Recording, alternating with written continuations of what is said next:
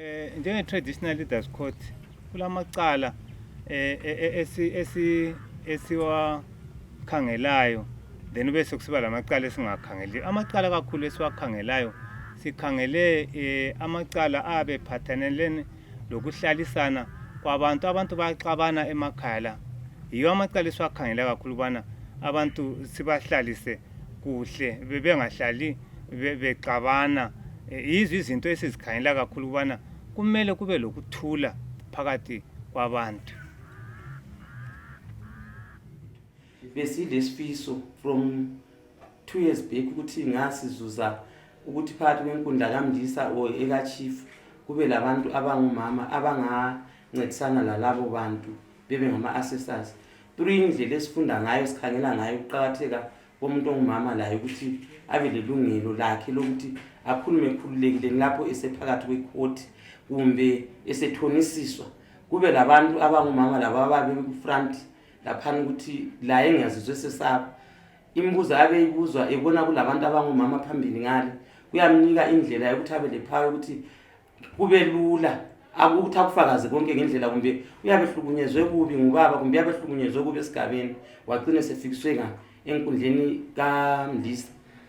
Ngikhuluma khathesi sokulinyiwe emasimini baningi omama abazabotshwa bebotshweni inkomo babe ngalaba abantu bokuba supporta through indlela obaba babe baningi ngayo vele inkomo zakho ziyahlupha wafela indoda ngifuna ukukhomba what but kunga kulomama ngale phambili oza challenge labo baba ukuthi hayi umama udlelwe izinkomo wesile yakwazi kakusela baba kumbe abafana vele abakho kumbe kunjani ugogo uyehlulekile ukuthi anqandi inkomo kube lo mama ongamkhulumela otherwise icase yakhe nganye ikhulumeka ngcono phambili ngalo kabe sokulomuntu ongumama. It's very difficult, extremely difficult in a way. Ngoba uya usufana kanwe ayengabi ayecela. That's why even when you engage in these gender issues you would see ukuthi abafazi they are so few in the political arena simple because they belong to the marriage institution. And by their nature umuntu ongumama must get married and abesihamba. So ngeke ngithathe umfazi womuntu ngizomfaka ecourt.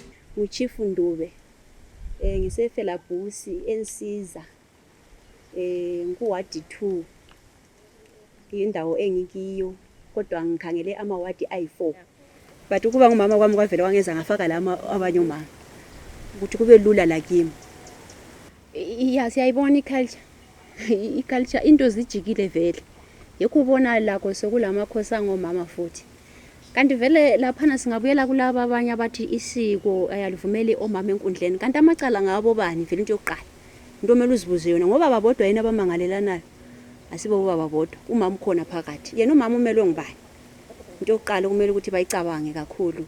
Ngiyabakhuthaza ukuthi batshintshe ukwenza bagoqule isimo bahambe lesimo esikiso khathesi bakubone bakuzwisise ngoba into yokuqala nje beqala ukumisa idale labo kumele bakukhangela ukuthi kubuyo baba bodwa yini lo ngumama la ukhona phakathi kwendaba umelwe ngubani yena ukhululeke okunganani phakathi kwenkundla enjani kungathi nxa ngikukhangele mina kabe kulokuncindezela nxa inkundla ime njalo uzomelwa ngubani. That's why nxa ngikhangela ngithi ngichilo ngathi omelele youth ukhona ukuze labana abasesebancanda bangasabi bebona sibadala sonke enkundleni la yomela abone ukuthi kodwa kulenyisa iziyami nginganyenyezela lwana indaba yami nqangile enhloni izazwakala ngoba kulabanye abalenhloni abangakwanisa ukukhuluma. Yikho sikukhangelele ukuthi wonke umhlobo womuntu umelwe. Kwesinye isikhathi ngokuhamba kwesikhathi sizadinga lo mele abagogekileyo ukuthi nje akaze sihlangane lawo bengene ezinkundleni kumbe bemangalelwa ukuthi abamacala mhlawumbe yikho nje ngani kulibalekile nje but siyabe sifisa ukuthi konke kungani ukuthi covered but inamba icinisa isichaya but siyabe sizamile khona ukuthi umuntu lo muntu azizwe ephathini yakhe nje la lapha nemelekile la ehlangothini lwakhe mina abe yikho khona ngubaba kumbe umama kumbe mutsha kumbe usekhulile enkundleni akube labo mama abatsha labadala babe khona kubalance yonke into lokuthi isiko vele lona kalingachithwa njalo omama labo bazizwe belezibindi zokuthatha ezinye izikhundla nxa zikhona zifikile ama opportunity lawo ababambe wasebenzise umuntu ongumama la uyakwanisa ukukhuluma njengobaba umuntu ongumama la uyakwanisa ukukhokhela njengomuntu ongubaba. Kwesinye isikhathi ngaphose ngithi hayi angibaphoqo baba kodwa thina omama silozwelo. That's why